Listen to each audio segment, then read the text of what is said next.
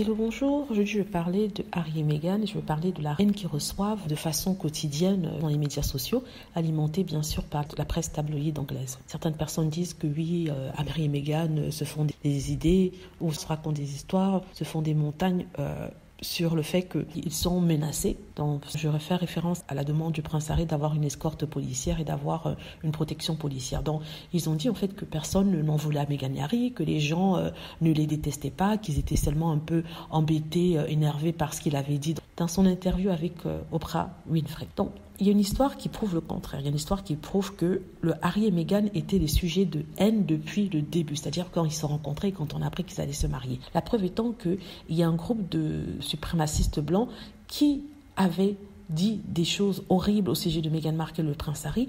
Lors d'un podcast, ils appelaient même certains à carrément les zigouiller. Donc ces personnes-là sont passées devant un tribunal, ils viennent d'être condamnés et certaines personnes ont écrit des petits articles dessus, mais ça n'a pas fait grand bruit.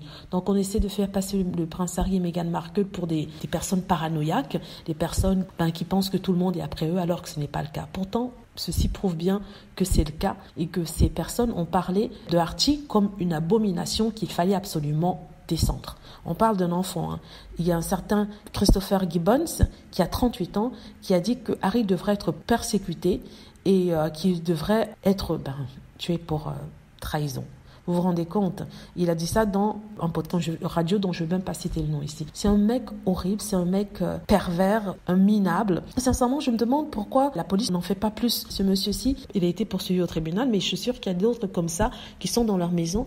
Et à force de regarder les négativités envoyées par la presse et les médias, un jour, peut-être l'un d'eux, que Dieu le préserve, Harry et Meghan, pourrait agir. Donc, quand on nous explique que oui, Harry est paranoïaque en demandant de la protection policière pour ses enfants, et qu'après ça, quand il y a cette histoire qui sort, on n'ébrouille pas. C'est sorti dans certains tabloïds, ça c'est sûr. Mais c'était pas en première page. C'était dans un petit encart comme ça. Donc, je trouve que ça fait preuve de mauvaise foi. Donc, c'est triste qu'il y ait dans le monde des gens aussi infects et des gens qui détestent les autres parce qu'ils ont fait des choix de vie, parce qu'ils ont décidé d'aimer qui veut l'aimer et parce que certaines personnes existent et qui sont différentes qu'eux. Ça n'a pas de sens.